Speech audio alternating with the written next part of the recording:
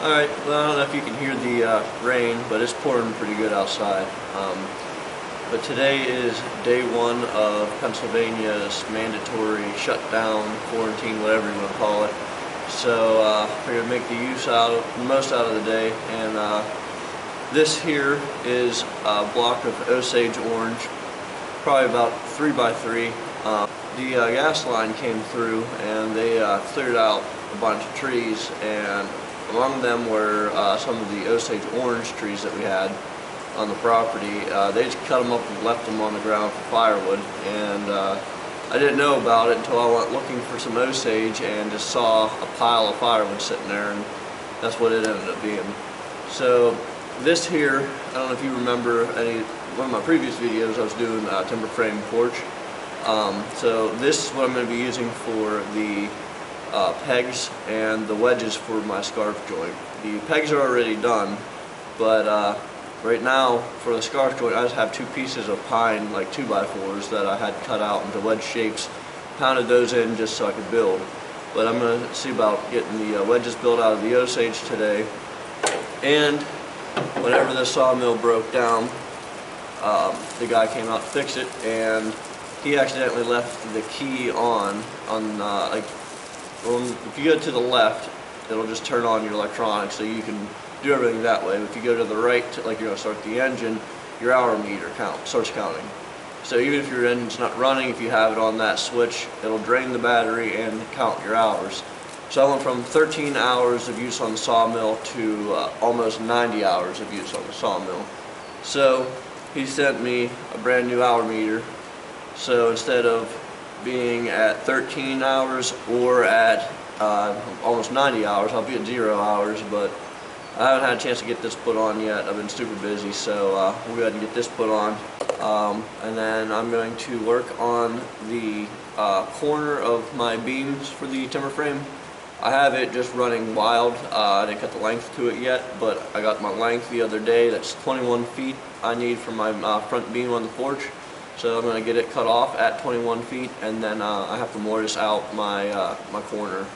So I'll do that, and then after those two, go ahead and get the Osage orange cut up. But I'll bring this in for a better view.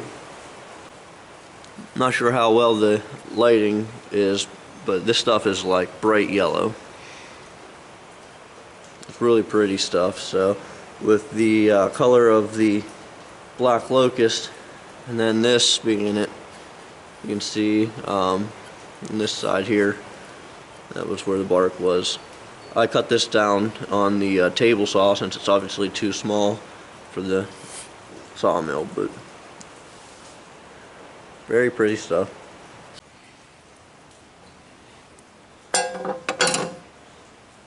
Alright, so this is the new hour meter, and it's just got the 2 screws here and the 2 prongs, and all that really holds it in are these little plastic tabs. So what I'm going to do is I already took these 2 screws out. I'm going to take these 4 out because I already gave this a little bit of a tug and it feels like it's in there pretty good. So if I can pop this whole cover off, I'll be able to squeeze these tabs in from the inside. So we'll go ahead and finish taking the screws out.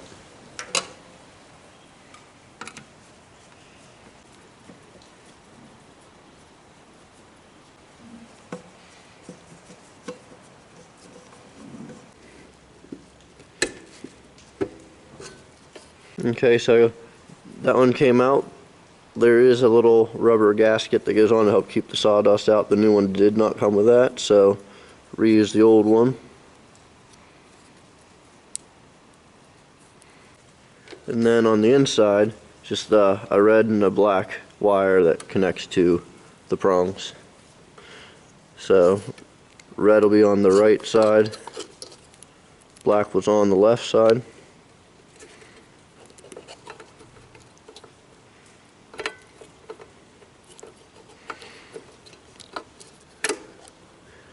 Now I'll just put all the screws back in and we'll be good.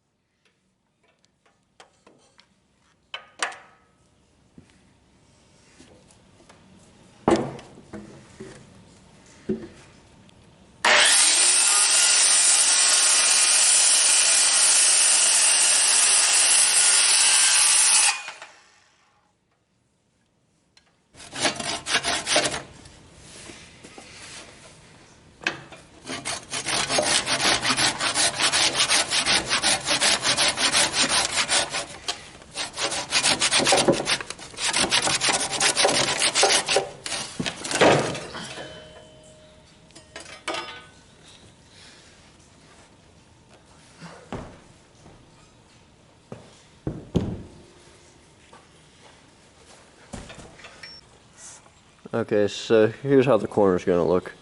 This whole chunk here is going to come out.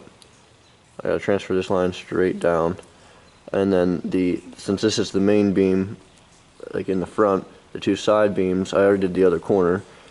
This will come out, so the side beam will hit into here, and then the post mortise will be there. So when it's done, it'll look something like this one. Alright, so whenever that other corner is done, it should look something like this. So this is where the side beam comes into the front beam.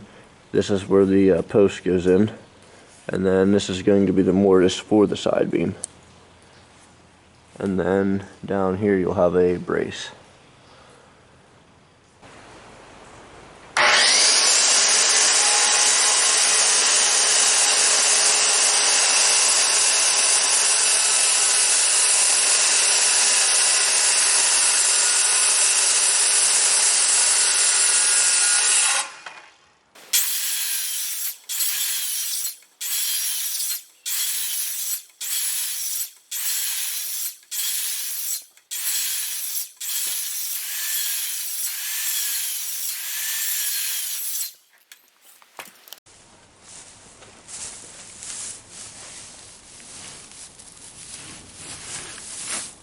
Just one? Okay.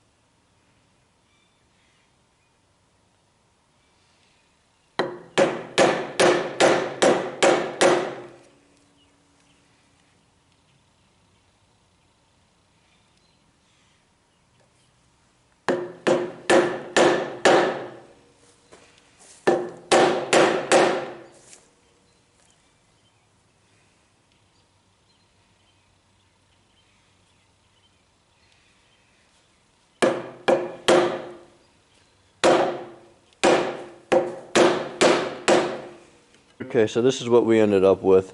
So this hole up top, that will be the mortise for the post. And then this mortise down here is the mortise for the beam that comes in from the side. If you're looking at the porch, this would be the right side. So this whole thing's upside down right now. The last thing I need to do is cut out this for the knee brace. What I'm going to do is I'm going to take my circular saw plunge cut as deep as it'll go here and just connect those two lines. Do the same thing here, plunge cut on this line, on this side of the line, and connect the dots on there. Once I do that, I'll leave this meat in here so my router doesn't like fall in and mess up my depth. And I'll do probably a 1/4 inch pass, and then lower the bit, and then do my 1/2 inch pass. And that'll be the shoulder, that'll be the mortise, and so this will go diagonally to this post. Okay, so here's a finished one. Here's that 1/2 inch deep, and then here's the 3 inch deep hole. So basically, how this works is you have your post here, your brace pocket here. Get you zoomed out so you can actually see a little bit better. Kind of hard to do this one-handed. So it'll sit in like this, and then the post will go up, it'll hit that one, have another diagonal go down to there. So that's what it'll look like. That piece goes in, it'll get a peg in it made out of Osage orange. Alright, so now it's time to go make my wedges here. Basically how these work is the other piece that we were just at looks just like this. It fits over but leaves this hole, so by placing these in here and pounding them together, it smashes on the other one. I have one of these that gets buried into here, and by smashing those together, it keeps them all locked in really nice.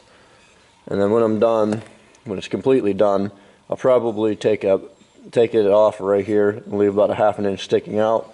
It'll give me a little bit of room for adjustment down the road if it loosens up, but I like that probably 1/2 inch mark. I don't want it to look like this all random, so we'll go ahead and cut the Osage. Alright, so this is what it looks like all put together. I already traced my blocks, and I ended up putting these together just to make sure, because there is a space here. This was just out of a 2x4, so it's 1.5 inches.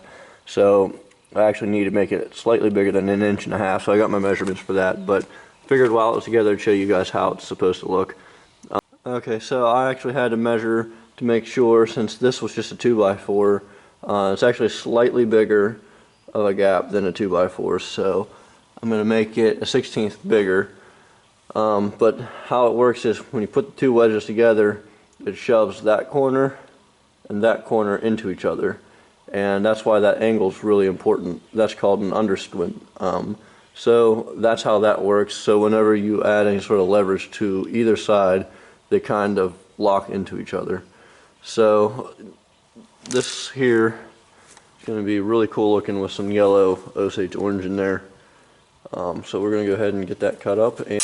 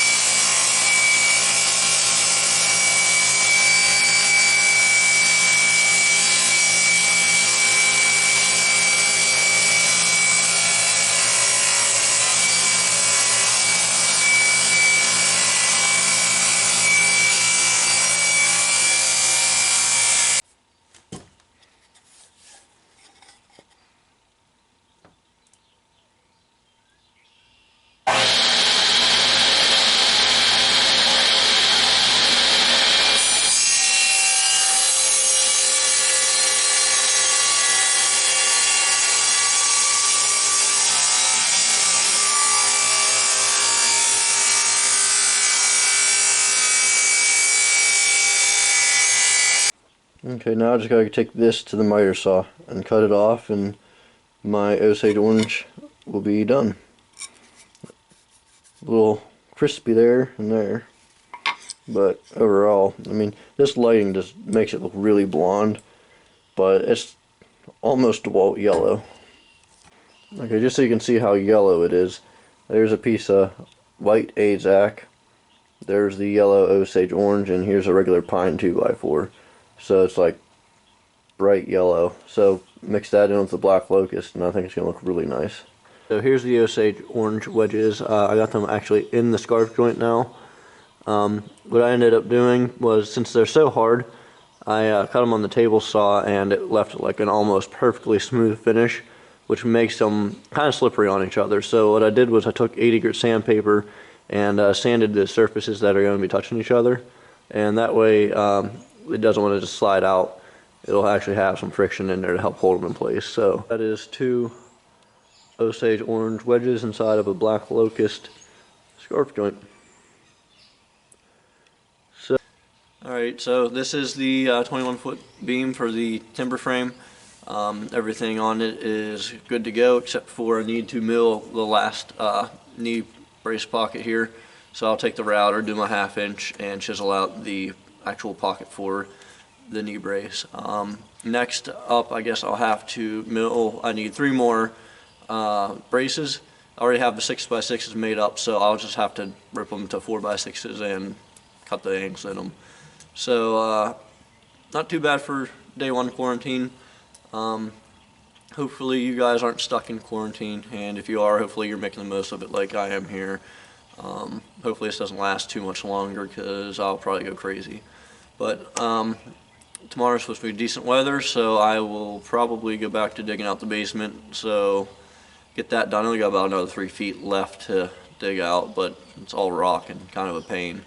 But I skipped it today because my back was killing me from yesterday doing it, and it was rainy. So in the basement's not bad. As soon as you start taking buckets outside, you start just tracking the mud everywhere. So hopefully tomorrow will be a good day for that. I think I have a basement video coming out tomorrow, so I'll get this one going for you today and the basement one tomorrow.